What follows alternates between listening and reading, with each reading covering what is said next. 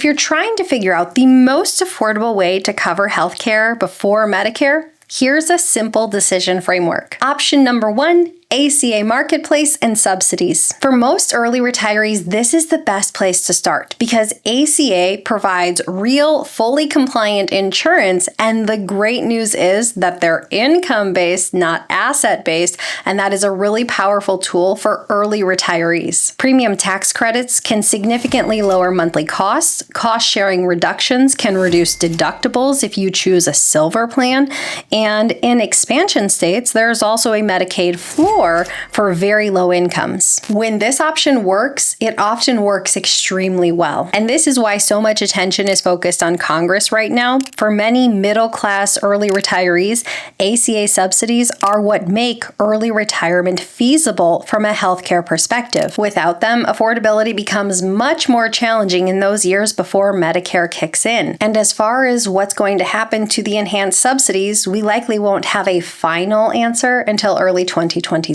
Option number 2, spouse or partner employer plan. If you have access to this one, this is often one of the simplest solutions. If your partner is continuing to work through an employer who offers health insurance, this is often going to give you very robust coverage at a much more affordable point than, say, an ACA plan, and often gives you an expanded network. Employer plans are often very robust and very affordable. After all, when it comes to individual coverage, the employer often subsidizes about 80% of the insurance premiums. When it comes to family plans, they often subsidize anywhere from 70 to 75% of the family premiums. This can be an excellent option if one spouse wants to retire today and another spouse is happy to continue working. However, if both spouses want to retire at the exact same time, this plan isn't going to work because it's very likely once employment stops, that health insurance stops. Option number 3, COBRA. Think of this as a short-term or temporary bridge, not a long-term solution. COBRA generally allows you to keep your existing healthcare plan from your previous employer for up to 18 months.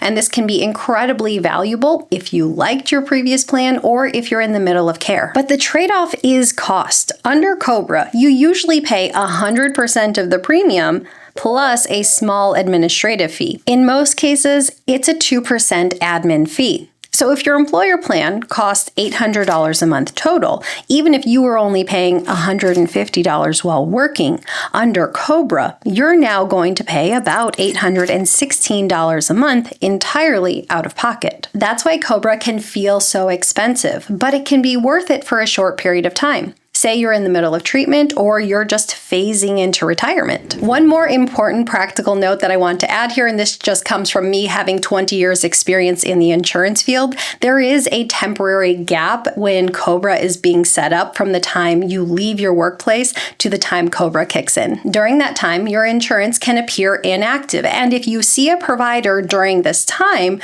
you may get a denial and an explanation of benefits saying you were not eligible for coverage.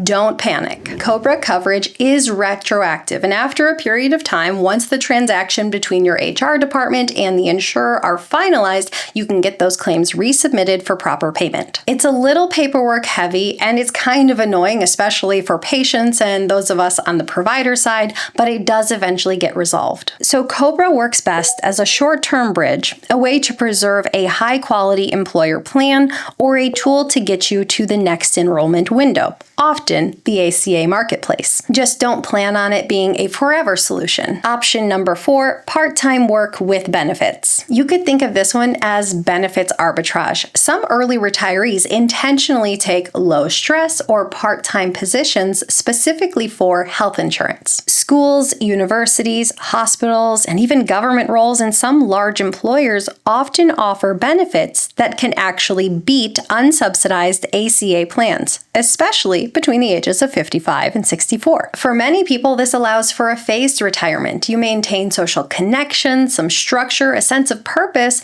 without having to stay in a high-stress full-time position. Not everyone wants to jump right into full retirement, and if meaningful part-time work appeals to you, this can be a really graceful way to enter into a phased retirement and control those healthcare costs and maybe make it so you're not yet drawing on your portfolio and making your retirement a little more robust. cost. Option number 5, military or federal coverage if eligible. If you qualify, these are some of the best deals available. In my opinion, federal employees and military retirees are some of the best positioned people for early retirement if they especially have a pension and access to continued health care. This combination can make an early retirement dramatically easier. Suddenly, you have income stability and access to very affordable, high-quality health care. Programs like TRICARE and FEHB often offer comprehensive coverage at a fraction of the cost of private insurance, assuming you meet the eligibility rules, like the FEHB 5-year participation requirement. If you have access to one of these systems, it is a major advantage. Option number 6, Medicaid, if your income is low enough. For low-income households, Medicaid is worth mentioning. However, for those households planning an early retirement,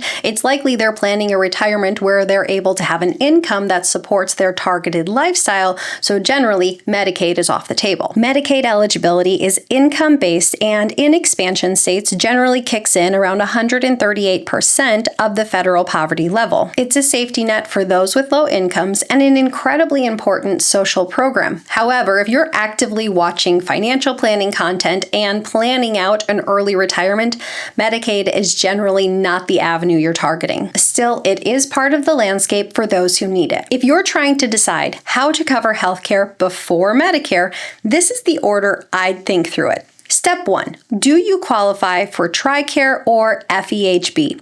If the answer is yes, start here. These systems are really the gold standard for early retirees. Predictable, comprehensive coverage at a fraction of the cost of private insurance. If you're eligible through military service or federal employment and meet the criteria, this is your simplest, most affordable option. If the answer is no, keep going. Step 2, can you keep your income in a subsidized ACA range? This is often the most important question for early retirees. If you can reasonably manage your modified adjusted gross income using portfolio withdrawals, Roth money, taxable basis, or capital gains control, then the ACA marketplace with subsidies is often the best long-term solution. This is where early retirees can have the advantage. You're not a W-2 employee anymore. You can have the option to sort of shape your income. And if you can stay within acceptable ranges, you can have dramatically lower healthcare costs before Medicare ever kicks in. If the answer is yes, an ACA market plan is likely your best course of action here. If the answer is no, you can continue. Step number 3, do you have access to a spouse plan or a benefits eligible job? If you do, it is absolutely worth comparing costs. A spouse or partner's employer plan or a part-time job with benefits can sometimes beat unsubsidized ACA coverage and often comes with a stronger provider network. This can be a really great solution if one spouse wants to continue working and the other wants to retire. If that's not an option, then you want to start comparing COBRA, continuing your pre-existing health care from your prior employer,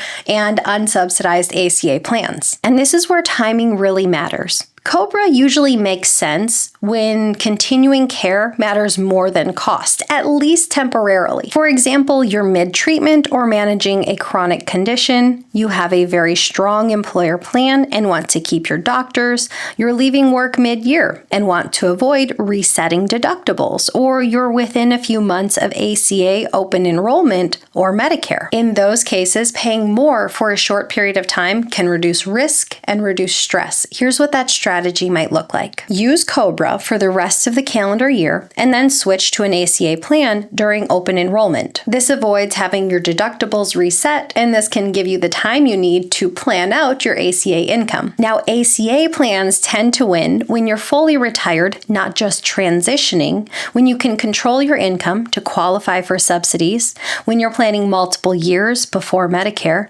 and cost predictability matters more than staying in one exact plan. Over time, ACA subsidies can save you tens of thousands of dollars compared to staying in COBRA. Now, COBRA can absolutely be expensive, but there are situations where it would make sense despite its cost. COBRA can make sense if your employer was covering 70 or 80% of the premium and the total cost is still reasonable to you. If you've already met or are close to meeting your deductible and your out-of-pocket max, or you want to keep your exact doctors, your hospital, and your prescriptions, and you're within within 12 to 18 months of Medicare. Here, COBRA is really serving as a controlled, intentional bridge. But if you have a much longer runway before Medicare is kicking in, ACA is generally a better longer-term play.